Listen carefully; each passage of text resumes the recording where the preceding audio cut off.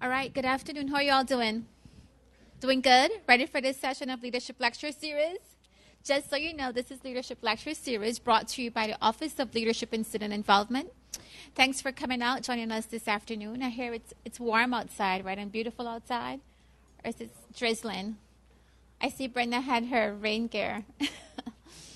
Welcome. We have another exciting session, and we're pretty much, it's November, so this is over the hump time. I know you guys have some stresses of midterms and that time of the semester, so I really appreciate you taking the time to come out and show how committed you are to your personal leadership development. With that said, I'm Denise Molly Rogers, and I'm pleased to present our facilitator for this afternoon, Dr. Narkita Sparkman. Keith, recently married. I'm sure she's going to tell you about that, right? You're going to talk a little bit about her event this past summer. So with that said, I'm going to turn it right over. On, right. Because I never use microphones. Can you guys hear me? Okay. Thank you for having me. I'm excited to be here. Yes, I was recently married, and we'll probably hear a little bit about that. Every time I turn this computer off, you see pictures of wedding pictures because they pop up.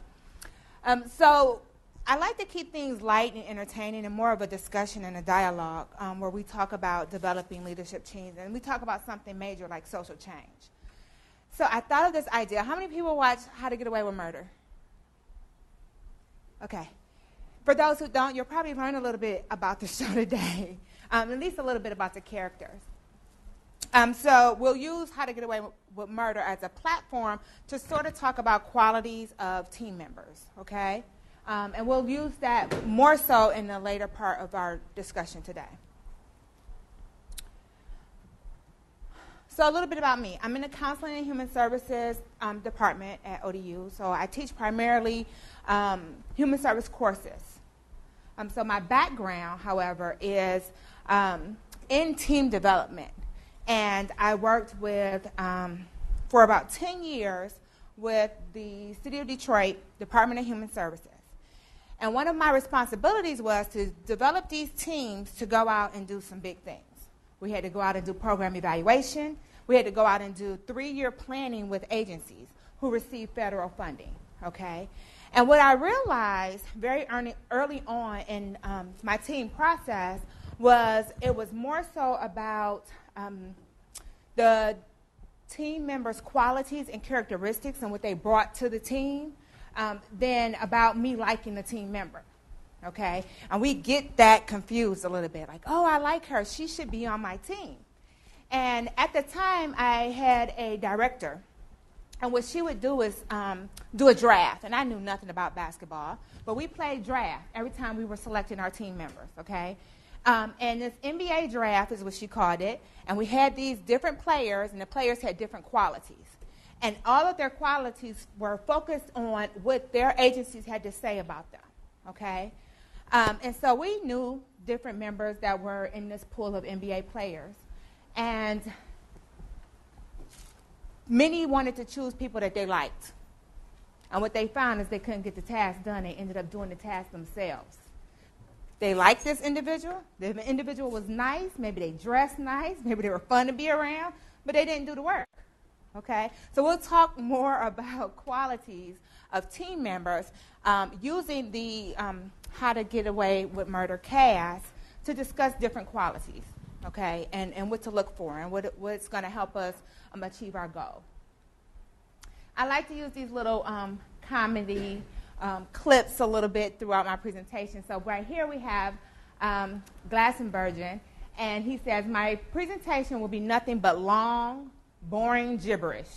And it's up to you to interpret it as informative and inspiring, and that's teamwork.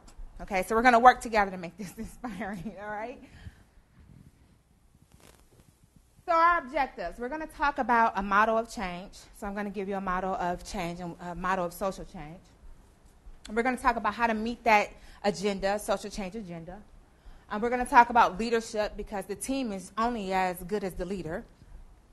And then we're going to talk about coaching as an aspect of leadership. And what does that mean and how does that differ from being a leader? We're going to talk about team roles and qualities. And then we're going to take some lessons away from How to Get Away with Murder. And I like to interact. I've gotten a few volunteers out here to sort of interact with me a little bit. But if you have questions, sometimes I may talk fast. And if you think I'm talking fast, just kind of wave your hand and I'll slow down. I'm from Detroit, so typically we talk fast. We move fast. So slow me down. The social change wheel. Now, what this wheel is suggesting is that all of these things, all of these components lead to social change. And you have to have all of these things in place to lead to social change. And when we think about recent things that has taken place, like the legalization of same-sex marriage, which is a change in our society structure, all of these things had to happen in order to lead to that change, okay? And many people had to work in all these different realms. So we're going to watch a quick video that sort of explains these realms a little bit. And there's no voice. It's just words. It's about 30 seconds, okay?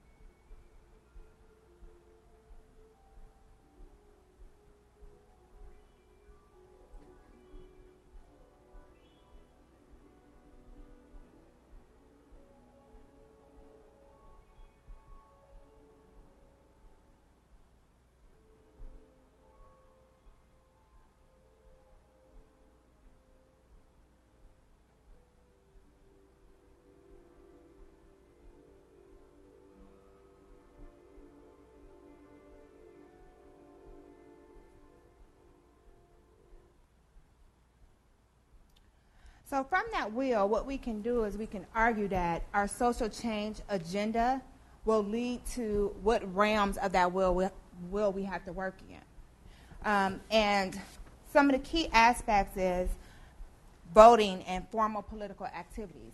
Many social changes to change a society structure, we're going to do something political. We're trying to change a law. We're trying to change something major within our society. And we need individuals who have some knowledge of that. Okay? In some issues, it means protesting and demonstrations, nonviolent demonstrations, but also getting that concern out there, getting that our agenda out there. And we need individuals that are knowledgeable in that area.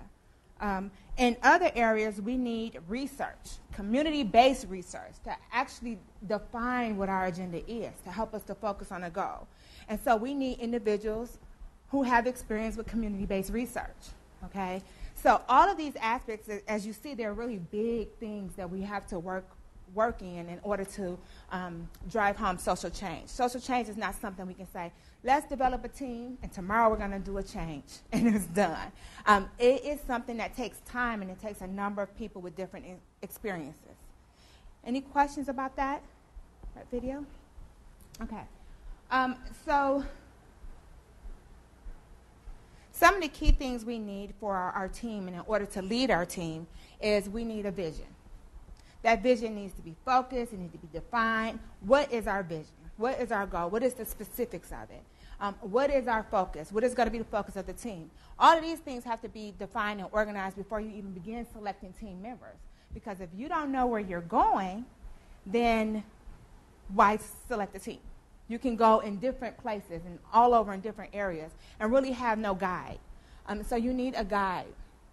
You need objectives, key objectives. What are we going to do in order to achieve this? Okay?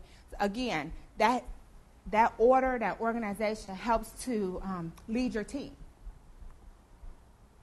We need expected outcomes. So if we're going for social change and we know that that takes time, well, how do we know we're making progress? We need some outcomes that's going to show us that we made progress. For instance, we were in a demonstration about this issue, and it made national news. Is that progress?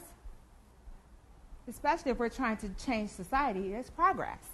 And so we need realistic and expected outcomes. Partners. Many of the issues that are major that will change the structure of our society, we need to partner with the community in order to get this going, to get it off the road. And many community agencies and community groups have already started lobbying for these issues. Partnering with them can help advance it, okay? And every member on our team needs to have an understanding of the history of the issue. What has happened thus far and how long it took to get there. And if they've been fighting for this issue for 10 years and they haven't made any momentum on that issue, then what needs to change in order to do that? And so they have to have an understanding of the issue. And then we need competent team members, okay? No one person can do or handle this by themselves. We need individuals who are very competent in the issues, very competent in what it takes to achieve change. So let's talk a little bit about the leader.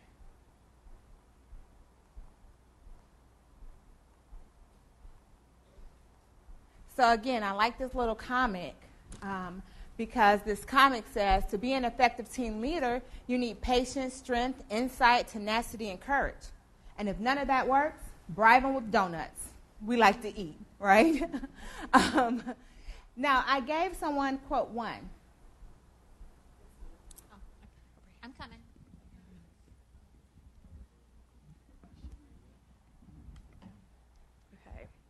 Successful leaders assume responsibility for understanding their various stakeholder notions of project success and then work with those stakeholders to shape a single vision that can be accomplished. Yes. So a leader, a part of their character is working with others in order to get what they need done, working with the key stakeholders and having an understanding of what's needed. So a leader's character is very important because you have to develop rapport and relationships. You have to be a person that's trustworthy, because if your team trusts you, they'll more than likely continue to follow you. You have to be a good coach, because one thing that's really good about the team is that if you lift them and keep them empowered, they'll keep working. If you don't do that, you'll start to lose members, okay? You have to have belief in the team. So the leader has to have belief that their team can accomplish something great. And this something great means social change, which is a big thing, right? So if we have belief in our team, then we can motivate them to make some major moves in society in order to get our change on a platform. And then a leader must understand that conflict will exist and be able to manage it. They can't crumble under stress, crumble under pressure, but be able to manage it. And we're going to talk a little bit more about the conflict when we discuss coaching. But also, people think that the leader is just sitting there and saying, you do this, and you do that, and you do this, and I want to see your work, and that's it. No, a leader is involved. If the team is up all night, the leader is up all night too.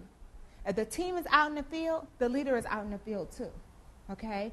That leader develops rapport with that team and that trust with that team by being right out in the trenches with them. If there's a demonstration, that leader's right there in that demonstration as well. And they have to be focused on their employees, keeping them excited, keeping them motivated, keeping them empowered. And then they have to focus on actually building that team. The team needs to, and I had a quote number 3 for that talks about team building.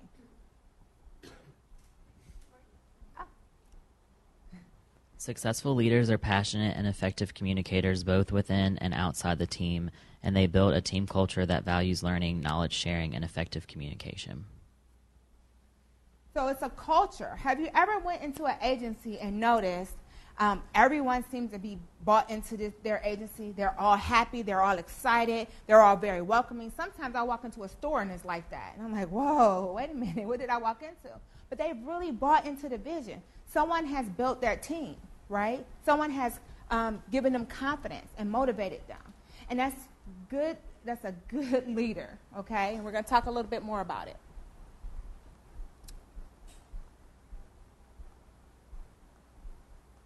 Quote 2. Give me a second. Let me get to you. There you go. Successful leaders foster a learning and adaptive project team culture that embraces uncertainty and ignorance, and thus change as a normal part of project activity. So again, the culture is very important in a team. So when you think of a coach, when you think of a basketball coach or a football coach, before the game, what do they usually do? They huddle. What happens in that huddle? They get fired up. That's what my son's always like. After the game, he's like, Mom, when we were in the huddle, you want to know what we were saying? We had this chant. And he's like still fired up, game over, and I can't get him to go to sleep. But in that huddle, the team is motivated, right? They build the team. That coach motivates the team. So the team becomes more important than the individuals, okay? When you begin to put too much focus on individuals, specific individuals in the team, then you start to get a little bit of discrepancy where people are like, oh, she just like him, and she doesn't like me, and I'm not doing anything. So those people who watch How to Get Away with Murder, Wes is what? He's called the what? The puppy. He's the puppy because she likes him more, and she doesn't like us. And he has all these things, and he knows it all, and we don't know it all. And that begins to break the team up. So the leader, or the coach in this case, has to be more focused on the team, okay, and not the individuals. They have to use conflict. Conflict is going to occur. I have seen coaches use conflict with football players, especially with my son, because there's always conflicts for something on the field.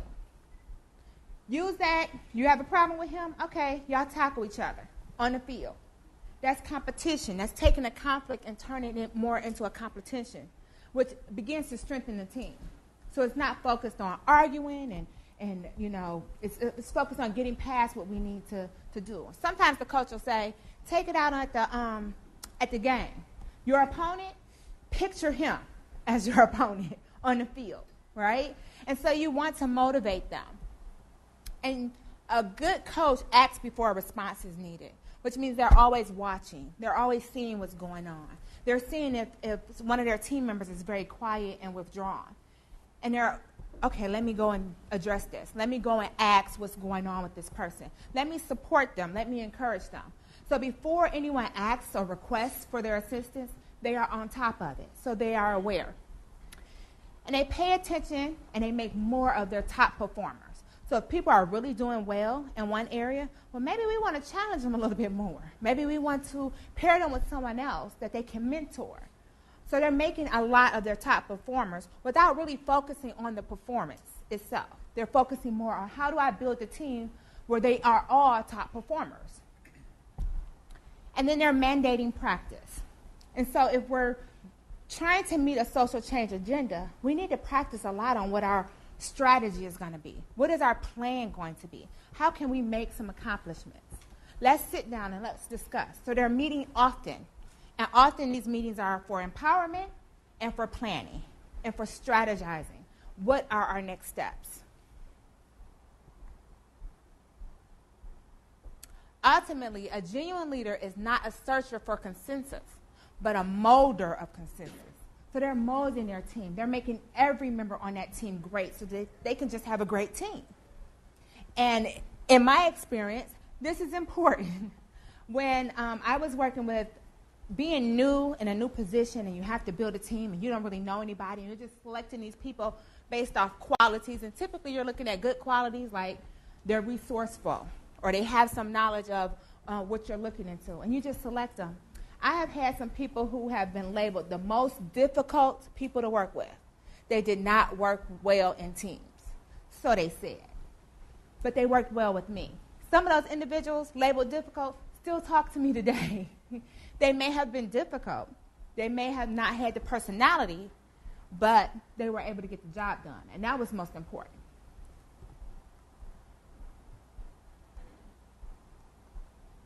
So there are 7 C's of winning teams. And this is a new book that's out, and it's in the reference, so I encourage you all to read it.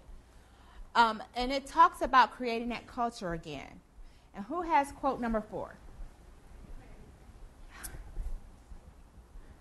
I'm getting my exercise in. There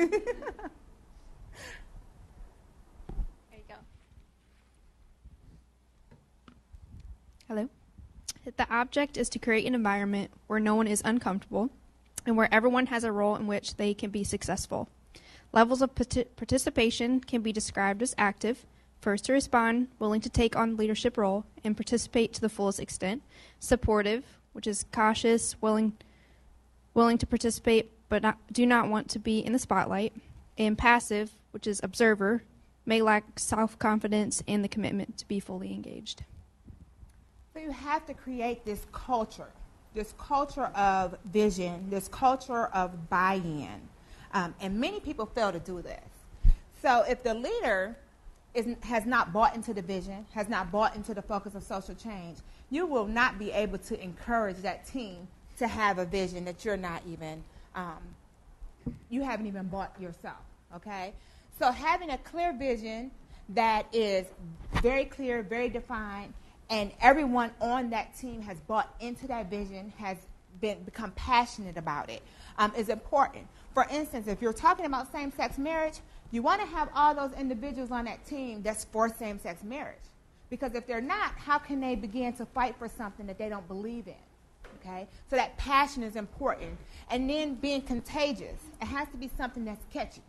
Like we can catch it like a cold. When we walk into the store and everyone's happy, I typically get happy too. And I spend a little bit more money probably than a store where everyone is upset. I typically walk out, right?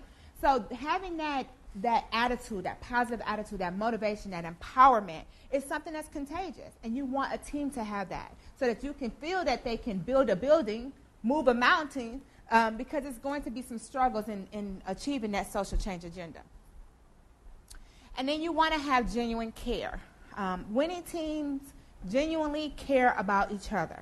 And this is not just work care or what they're going on. This is personal care. They care about what's going on with their members. And successful teams, everyone has some empathy towards one another. It's not cutthroat. And if it's cutthroat, you're going to have some difficulty getting what you want done out of that team because everyone is in competition with each other. But if they have some genuine care, some genuine empathy about each other, then they can work together and function as a team instead of an individual.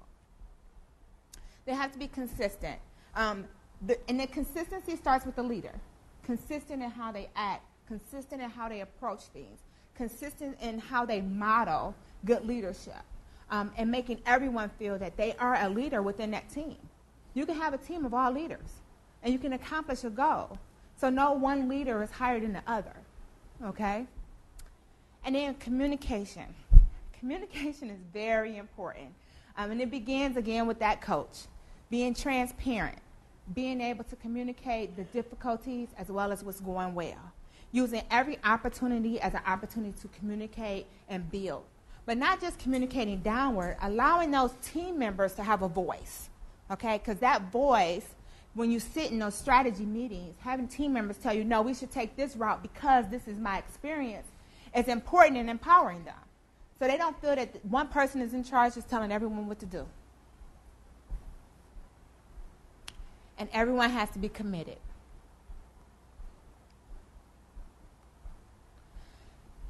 Commitment is important, and it's important to connecting. They have to be able to connect inside the team environment and outside that team environment. So typically we say, well, don't bring work home. But there's no fun if we can't do things outside of work that doesn't constitute work. There's no fun in not being able to celebrate our wins and our strides. So being able to foster that is important. And a good coach has the character to do this. And it all works hand in hand to building a winning team. Any questions on that? So for the next couple of slides, we're going to talk about how to get away with murder. And what we're going to talk about is these characters and maybe what some good qualities they bring and maybe some bad qualities. And so we're going to rely on the individuals that sort of knows the show to give us some of those qualities so that we can discuss why we would have them on a team or why we may not have them on a team. Okay? Now, this is Annalise. Who can give me some qualities about Annalise? We have two right here. Who's first? Right here. Who knows Annalise? Okay. She's driven. Driven. That's a good quality. I think there's one over here. She's determined and very specific about details.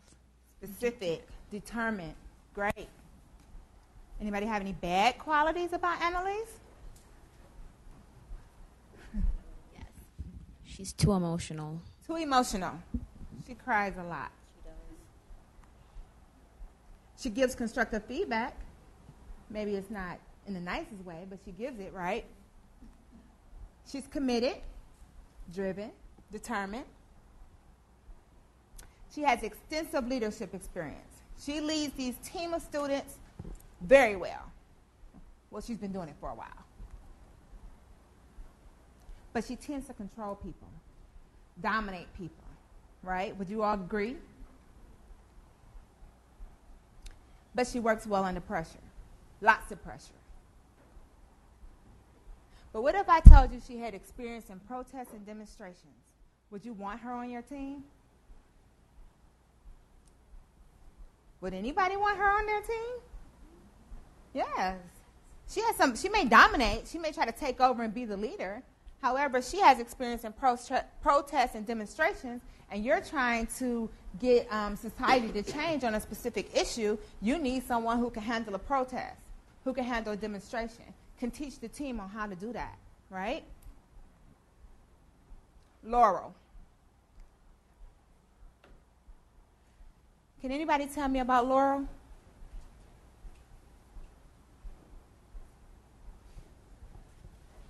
Well, watching it, sometimes she's like in her own little world. Like everyone else is doing things, and Laurel's just Doing her own thing. Yeah, just doing her own thing. So you may send her out to do something. She could be out to lunch or somebody else's house or wherever. Anyone has a good quality about Laurel?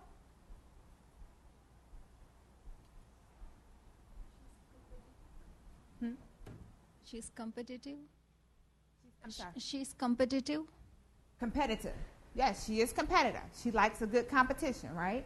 And that can be good. You can use that to your advantage, especially if you're trying to win an agenda towards social change, right? She's going to get in there and fight for it because she wants to win. So she's tactful. She's comfortable in conflict, even though she may drift off a little bit. She's trustworthy for the most part. But she's chronically late because she's in her own world. But she has a history of advocacy. Would we want her on our team? Because advocacy is one of those things on the wheel that says it's going to lead us to social change. And she's a good advocate. She knows how to do that really well. So, yes, we want her on our team. She's chronically late. We know she's going to be late to meetings. Maybe we tell her a different time, right? But she has advocacy under control, and that's important. What about Connor? Anybody know Connor? Some good things about Connor, some bad things about Connor. He gets it done, even if sometimes it's illegal or not in the best way, but he'll get it done. He gets things done. What else? Anybody else? So you all know Connor over here. I thought you didn't know. Right. All right. They're watching this show too. I have no idea about him, but she said he's cute. Well, he's good looking. That could be a resource, right? Could be a resource. Yeah. We have one over here. Looks and one behind you. Oh, okay. He's fun-spirited. Like, he jokes around at the office to make it less serious than it normally is on an everyday basis. Good energy, motivate. Yes. Is that you, Michelle? Hold on. I just wanted to say that Connor was the most empathetic. Like, after the first murder, he was the only one that would actually show some emotions. He cried about, well, spoilers, but after killing Sam off, but yeah. Oh, and he was a devoutful lover to Ollie. Yeah, he's a good partner. Good partner. committed Oh yeah, now. he was the best in class, but he started to use blackmailing against Annalie, so he kind of wavered. He's using his intelligence too in the wrong kind of way, but yeah, he's a good person. Yeah. Just did So some he's a bad risk things. taker, Yeah. right? I mean, he's empathetic, which is all important. He pretty much has a positive attitude, and these are things that I just came up with. He's pretty much straightforward. He can be fair, that empathy coming in there. But he can be unreliable with those risks he takes. Takes serious risks. Maybe we all wouldn't take those risks, but he takes them. But he's interned with a senator. Now, that might be important if we're trying to get our social change agenda across, right? He has connections with the senator. He's experienced in voting and formal political activities. Now, wait a minute. He brings something major to the team, right? Because our issue is going to require us to politically change some type of law, to politically lobby to have some type of voice, and we're going to need someone with these type of connections. So this is a great resource. So will we have Connor on our team? Now, we can't just have Connor on our team because he looked good, because that typically is not going to get us very far, right? We'll just look at him every day, and he's like doing nothing. What about Michaela?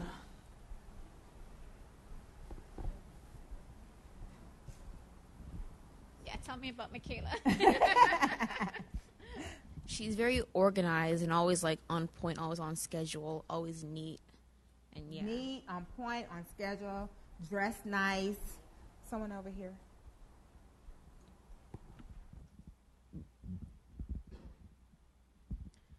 She's sometimes the first to like second guess herself about things. Yeah, and that's not good. She second guesses herself often.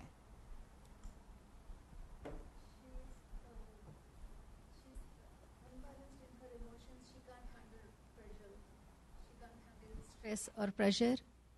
Pressure, She can stress. Yeah, handle. she's about to break under stress and pressure, right? So she shares openly and willingly. She's cooperative for the most part. She's respectful and supportive of her team members. Very disorganized, especially in some of her emotions and what's going on. But she used to be a philanthropist. When we look back at our wheel, we need a philanthropist. Because typically to get to social change, we need money. We need something to fund that lobbying that we need to do, or those demonstrations, or those flyers, or those handouts, or to attend these different events that gets our point across.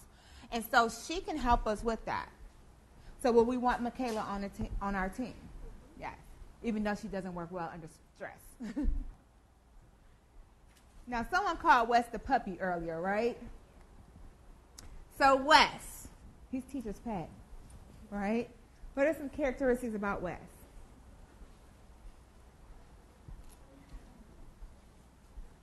Anybody? Nobody knows Wes? He has inner strength. He's very strong about his instincts and about taking decisions. Yes. So he's passionate. And that passion is what's important. You want that passion to be contagious to the whole team, right? So whatever his convictions is, he's passionate about it. Anybody else? Michelle? Wes? Hold on. He has a strong sense of ethics and really good morals, very sound in his opinions and what's right and just. And that's good. Ethical, moral. That's important, right? Because it means that he won't do any and everything to get to that change, to the point where they're discrediting what you're focused on because you've done something immoral, right? He's going to focus more on what's ethical. He's flexible. He works as a problem solver, especially if he's passionate about the issue. Handles conflict pretty well. Typically doesn't do a whole lot of arguing, fighting. He has unpredictable mood swings. And experience in the community-based research. Now, he's a researcher. Do we need Wes on our team? Despite anything else we said, if he's a researcher, we need that research to help drive what our change agenda is, right? We need someone to be able to take data and to make it into concrete statements that we can focus on when we're fighting for this change. We need someone to be our spokesperson that can take the research and actually let it speak for us. How many people know Frank?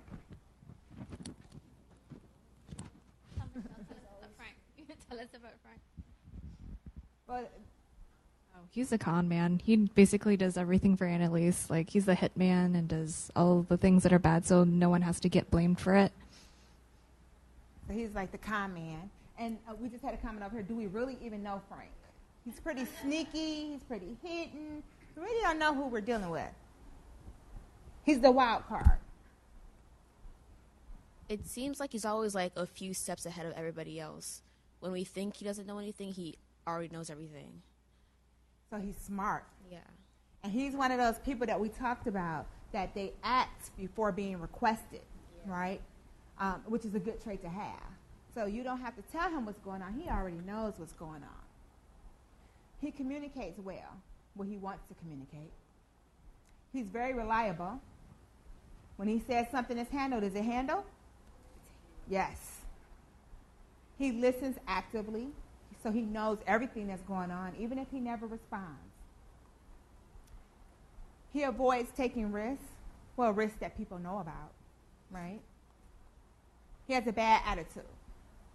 Now, people typically do not want somebody on their team with a bad attitude. That bad attitude would keep him from being a good team member, to be able to communicate and work well with others. But he's resourceful. So we may not know how he gets things done, but he gets it done. And we need someone with those type of resources on our team so that when we could say, we need to get this on the desk of the senator, it's there. Right? We need to get this on the media and the news. We need a news person here. It's done. Even if we don't know how he did it, right? So he's resourceful. And he has informal associations. So that could be associations with other agencies, with other community people that will be good for partnering and getting things done. Other people that we can give our information to and that can help drive this social change agenda. Because again, our social change agenda is not about us or what team wins it. It's about making a change in society. And so whoever gets there first, long as the change is made, right? So will we want him on our team? Even if we don't know him. He's a little sneaky.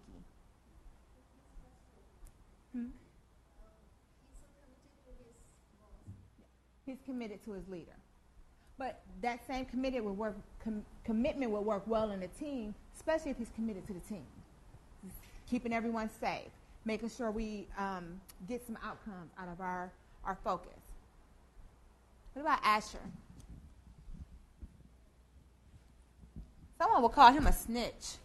Do you use that word still, snitch? He's childish. Someone said he's childish. He's childish. What else? Anything good about Asher? Can you think of anything that would be good or beneficial to getting this social change agenda done?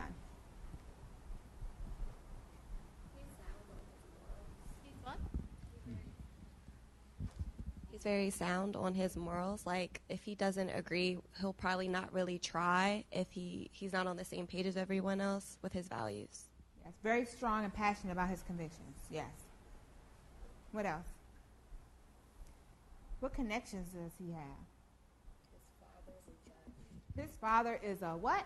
Yeah, his father was a judge. His father is a judge. And we have something that we need to get changed. Now, having a judge behind us is very important, even if he is a snitch, right? Even if he isn't, we don't want to be around him because of that. He's whiny and he breaks under pressure, but he's well connected. Experienced in community and economic development, and has these connections with the judicial system, that he can inform us of different ways to go, or he can put things in front of his father to help get lobbyists behind an initiative, right? So he has some connections, which is very important. We have one more. Who is Bonnie? Can anybody describe her?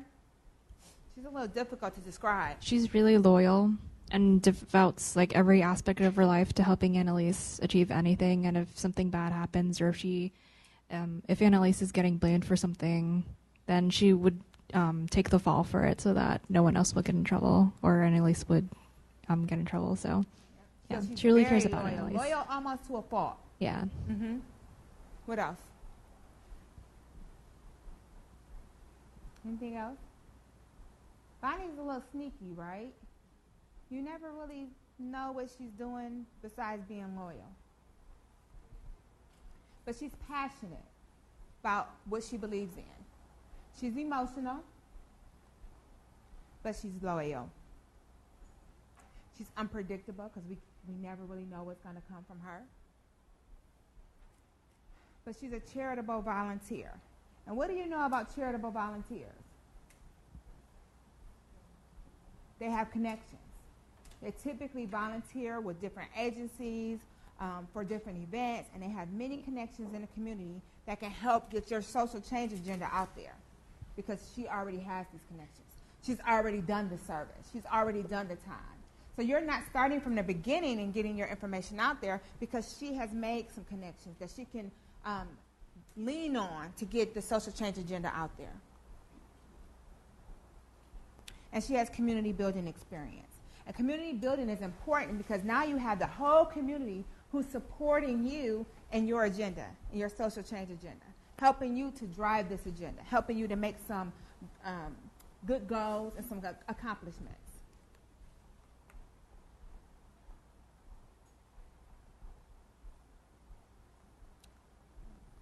So some conclusions to take away. Even if you knew nothing about How to Get Away with Murder, nothing about the characters from How to Get Away with Murder, one thing that's important is that when you're dealing with social change, you need individuals competent in different areas of that social change wheel in order to get your goal across. So that means taking the good, the bad, and the ugly and turning them into strengths in many cases, right? So even if a person is sneaky, has a bad attitude, if they are resourceful, they bring some experience, they bring something that can contribute something major to that agenda, that social change agenda, then you can make them a leader within your team. You can build them. You can empower them. Because as long as you're doing some great coaching, your team will be whole. They will be passionate about what they're doing. And you can sometimes minimize the bad attitudes because their passions, them being happy about being involved, will sort of get the bad attitude out of the way. Okay? So that buy-in, we need buy-in, we need diversity. We can't have everyone's nice and happy all the time. Well, that's not going to, sometimes we need that bad attitude person. Send her down there because she's going to go off on them. She's going to get our stuff heard. She's going to do what's necessary. The nice, quiet person may not get that done all the time. Okay? They do things in a different way.